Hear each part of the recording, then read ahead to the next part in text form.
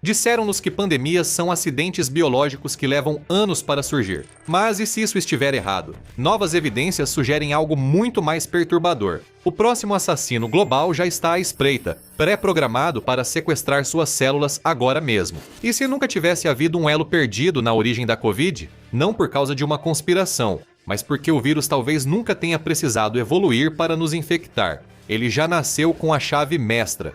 E se isso for verdade, não estamos esperando a próxima pandemia evoluir, estamos esperando ela chegar. Desde o primeiro dia de existência, a humanidade teve que navegar por um campo minado biológico.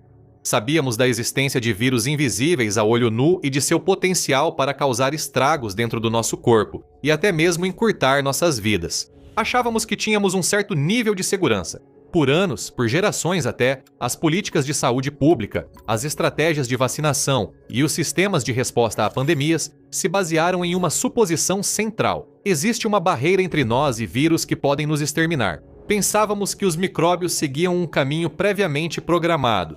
Primeiro, esses vírus se espalhariam entre animais antes de saltar para outra espécie, como pangolim, porco ou civeta. É nesse momento que tudo começava a mudar. Dentro desses novos hospedeiros, o vírus começava a mudar. Cada infecção criava novas cópias. Cada nova cópia era mais uma chance de um erro, mais uma mutação. A maioria dessas mutações não resultava em nada, mas com o tempo podiam se acumular, permitindo ao vírus encontrar meios de infectar humanos. É nesse ponto que devemos nos preocupar.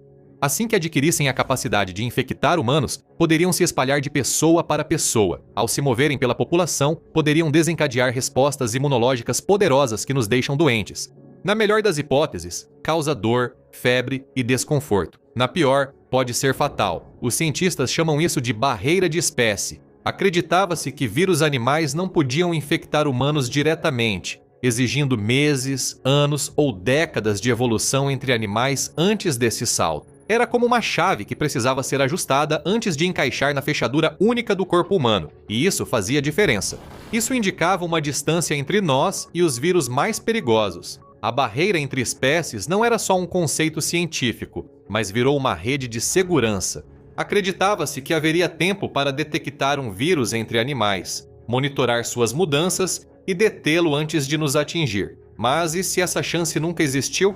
E se o vírus já estivesse pronto para atacar? Pesquisas recentes mostram que o modelo de barreira evolutiva pode não ser tão sólido quanto pensávamos, pois se os vírus precisam de mutações para nos infectar, como os surtos mais mortais da história ignoraram essa etapa?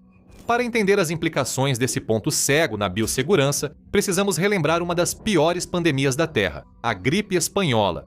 Em apenas 2 anos, ela infectou cerca de 1/3 da população mundial e matou dezenas de milhões de pessoas. Era uma cepa de H1N1, especialmente mortal, e desencadeou um caos em uma escala que o mundo nunca tinha visto.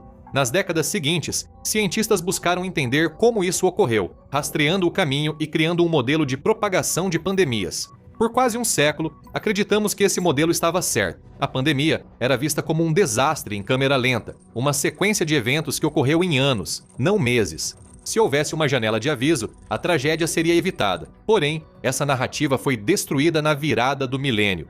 Cientistas exumaram e analisaram os corpos das vítimas da gripe espanhola de uma comunidade inuit em Brevig, Alasca.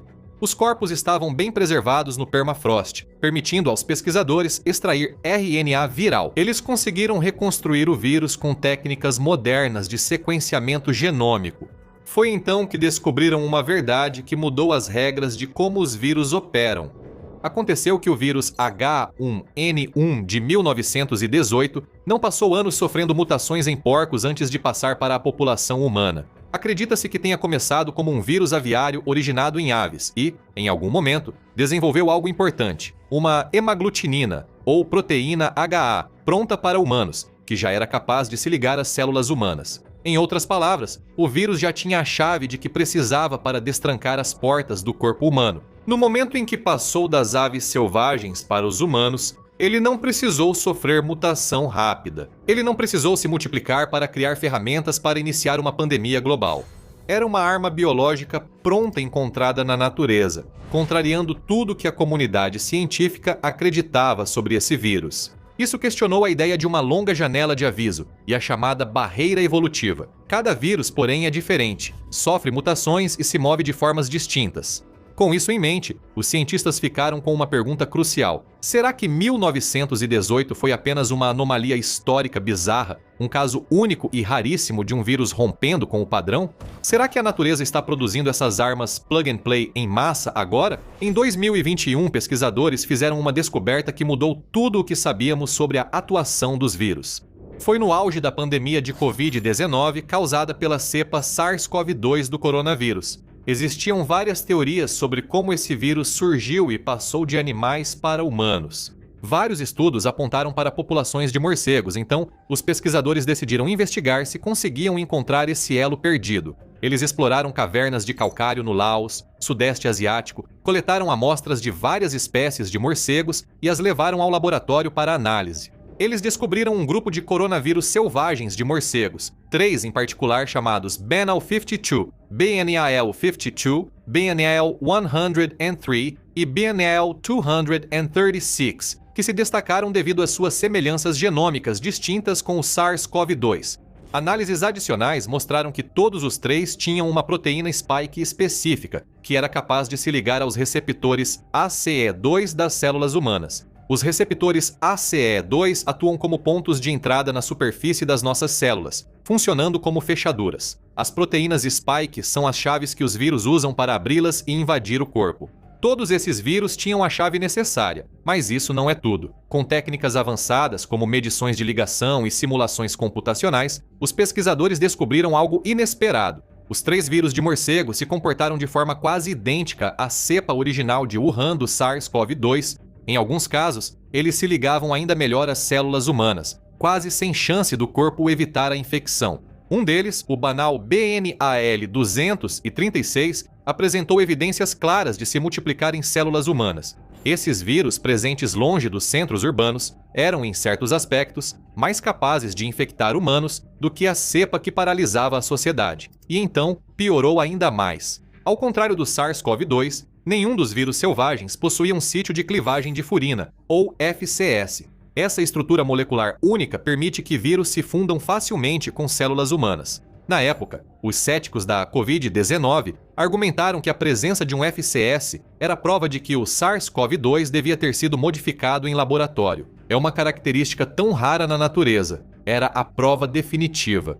Vírus selvagens mostraram que a mãe natureza já criava cepas virais pré-programadas que poderiam, em teoria, ultrapassar a barreira das espécies. Os humanos poderiam ser infectados muito mais facilmente do que se pensava, sem o lento processo evolutivo que os cientistas julgavam necessário. Se a natureza cria essas chaves otimizadas para humanos na selva, o que ocorre quando elas encontram a fechadura?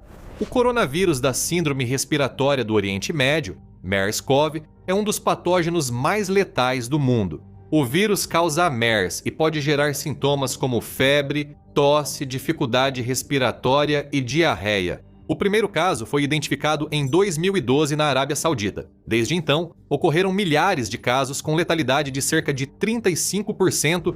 Houve vários surtos notáveis, incluindo um na Coreia do Sul em 2015, embora a maioria dos casos tenha sido restrita à Península Arábica. Estudos mostram que humanos costumam contrair MERS-CoV pelo contato com camelos. Se seguirmos os modelos epidemiológicos convencionais, então o vírus encontrado nesses camelos deveria ser significativamente diferente daquele encontrado nas células de pacientes humanos à beira da morte. Ele deveria apresentar evidências claras de incontáveis mutações que possibilitaram sua transição entre espécies e sua sobrevivência no corpo humano. Isso confirmaria a teoria do hospedeiro intermediário, mas os dados não mostram isso. Pesquisadores usaram sequenciamento genômico para mapear MERS-CoV em humanos e camelos e fizeram uma descoberta perturbadora. Os dois são quase exatamente iguais. Para ser mais preciso, eles são 99,9% idênticos. Eles não são parentes distantes, mas imagens biológicas espelhadas, permitindo que o vírus pule de uma espécie para outra sem período de adaptação. Não existe um grande abismo separando os dois, mas sim uma pequena, quase imperceptível diferença de 0,1%. O vírus pode simplesmente atravessar a barreira entre espécies usando exatamente a mesma arquitetura que ele utiliza para infectar o gado e outras populações de animais. É um invasor funcional, totalmente compatível e capaz, uma arma microscópica de destruição em massa mais adaptável do que imaginávamos possível. As implicações disso são assustadoras do ponto de vista da biossegurança. Essa descoberta sugere que os virologistas podem ter trabalhado com informações falhas por anos. Eles buscam sinais errados, seguem modelos falhos e deixam a sociedade avançar sonâmbula para outra crise biológica. Se vírus de origem animal como o MERS-CoV já são idênticos às versões que matam humanos, então quantos mais deles estão por aí, apenas esperando para iniciar a próxima pandemia? Nos primeiros anos da década de 2020, já sabíamos que vírus podiam passar de animais para humanos bem mais rápido do que pensávamos. Os cientistas já haviam comprovado isso com exemplos como a gripe espanhola e o MERS-CoV, mas ainda assim, muitos os viam como exceções ou anomalias. Em 2024, um estudo inovador indicou que essas supostas anomalias podem ser parte de uma tendência mais ampla e preocupante. Pesquisadores do laboratório Bloom, no Centro de Câncer Fred Hutch, liderados pelo biólogo evolucionista Jesse Bloom, realizaram o estudo. Ele foi criado para testar a hipótese da barreira evolutiva. Eles queriam saber se os vírus precisam de tempo para se adaptar ao passarem para humanos ou se já conseguem fazer isso desde o início. A equipe não focou apenas em um surto ou cepa viral, mas analisou grandes conjuntos de dados genômicos para entender seu comportamento molecular. Eles aplicaram varredura mutacional profunda para analisar detalhadamente proteínas virais específicas. A análise deles abrangeu uma ampla variedade de vírus, incluindo influenza, SARS-CoV-2, HIV e Zika. Com isso, eles mapearam como milhares de mutações podem afetar a capacidade do vírus de escapar dos anticorpos e infectar células. Pesquisadores precisaram criar o chamado pseudovírus. Eram versões seguras de patógenos reais que conseguiam entrar nas células, mas não se replicavam, eliminando riscos do trabalho com cepas virais vivas e perigosas. Eles conseguiram modificar geneticamente as proteínas virais e criar mutações próprias. Era parecido com a forma que uma célula viral se adapta para aumentar infectividade e sobreviver em vários hospedeiros e ambientes. As variantes foram testadas, e os pesquisadores mediram sua resistência aos anticorpos e a força de ligação às células hospedeiras. Os dados apontaram para uma direção. Algumas das pandemias mais mortais da história humana não tiveram nenhum tempo de adaptação em seus surtos iniciais. Ou seja, ao entrarem na população humana, essas cepas não precisaram evoluir de imediato para infectar melhor ou escapar do sistema imunológico. Elas não precisavam disso, já eram capazes de fazer isso. Isso expõe uma falha realmente sistêmica na vigilância e segurança da saúde global. Comunidades científicas e iniciativas como o programa Predicts da USAID defendiam buscar vírus na natureza que começassem a desenvolver características humanas, capazes de provocar infecções generalizadas. Vírus generalistas, que infectam várias espécies, eram vistos como menos arriscados por não parecerem otimizados para transmitir entre humanos. Essa pesquisa virou essas crenças de cabeça para baixo. Ela sugere que, quando um vírus começa a evoluir características humanas, já é tarde demais. A pandemia já começou. O estudo parecia sugerir que pode haver vários vírus por aí na natureza hoje em dia, apenas esperando que hospedeiros humanos apareçam. O único fator favorável à humanidade era que essas cepas virais estavam restritas a áreas afastadas das populações. Elas existiam principalmente em selvas, cavernas e outros ecossistemas remotos. Isso explicaria por que pandemias globais parecem ocorrer apenas uma vez por século. As pessoas não estavam entrando em contato com esses vírus. Embora o modelo da barreira evolutiva possa ter sido derrubado, parece ter surgido uma nova barreira geográfica. A distância física entre humanos e animais infectados nos mantém relativamente seguros. Essa era a teoria. Pesquisadores fizeram nova descoberta assustadora, levando comunidades científicas a reavaliar sua compreensão da biologia viral. Eles descobriram que as pessoas, na verdade, estão encontrando esse tipo de vírus o tempo todo. Um estudo foi realizado com quase 700 participantes de comunidades rurais em Myanmar. Eles foram examinados para sinais de sarbecovírus, tipos de coronavírus que normalmente infectam morcegos e podem passar para humanos. O estudo descobriu que 12,1% das pessoas possuíam anticorpos para esses vírus. Isso significava que elas haviam sido expostas a eles em algum momento no passado. As pessoas tinham uma probabilidade significativamente maior de testar positivo se trabalhassem em indústrias que envolviam passar tempo ao ar livre ou lidar com matérias-primas. Incluía corte de madeira, caça e coleta de produtos florestais. Foi uma descoberta importante. Em média, mais de uma em cada 10 pessoas nessas regiões já foi infectada por vírus selvagens, geralmente ligados a morcegos e, em alguns casos, a pangolins.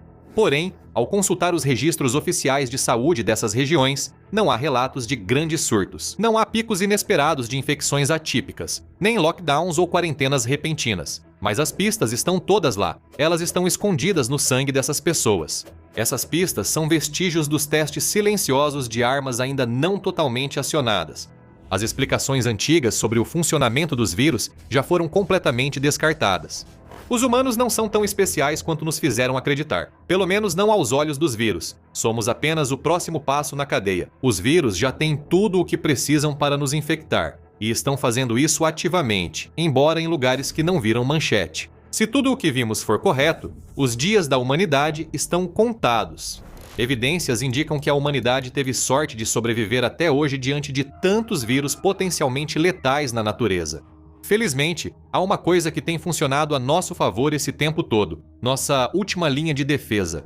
Uma salvaguarda biológica que manteve a humanidade viva por gerações e permitiu nossa sobrevivência a pandemias que mataram dezenas de milhões. Ela se chama resposta ao interferon e age como o firewall natural do corpo. Quando um vírus já adaptado aos humanos entra no corpo, ele se liga facilmente aos receptores e entra nas células, pois já possui a chave para destravar essas fechaduras biológicas. Essa é a parte fácil, pois ao entrar no corpo, algo mais se inicia, uma contagem regressiva invisível. Se o vírus não agir rápido, não terá liberdade para se replicar e se espalhar, sendo eliminado em horas. É aí que entra a resposta de interferon. Os interferons são proteínas sinalizadoras chamadas citocinas. O corpo os produz em resposta a micro-organismos estranhos, como vírus e bactérias. Como o nome sugere, os interferons são feitos para interferir nesses invasores. Eles os retardam, interrompem sua replicação e dificultam que se estabeleçam no corpo. Eles fazem isso de várias maneiras, incluindo a degradação ativa do RNA viral e o alerta de outras células para que se defendam contra a ameaça iminente. Estudos mostram que a maioria dos vírus selvagens é totalmente neutralizada por esse contra-ataque celular inicial. Mesmo que os vírus tenham a chave para passar pela porta da frente, eles logo descobrem que a casa está equipada com um sistema de segurança de última geração. Porque, para os vírus, o verdadeiro desafio não é apenas entrar no corpo ou mesmo nas células. É sobreviver até se replicar e multiplicar rápido para dominar antes do sistema imunológico eliminar. Isso é a única coisa que nos salva de um estado perpétuo de emergência pandêmica. O tempo de alerta depende do próprio vírus. Certos vírus mutam rápido, conseguindo enfraquecer ou escapar das respostas de interferon. Outros são interrompidos antes, dependendo da capacidade do corpo de detectar rapidamente a invasão, acionar o alarme e ativar as defesas antes do vírus se espalhar. Por isso, uma em cada 10 pessoas nas aldeias rurais de Myanmar possui esses anticorpos. Sim, os sistemas deles foram invadidos por vírus de morcegos e outras criaturas, mas isso não causou um surto em massa ou pandemia que paralisasse a sociedade.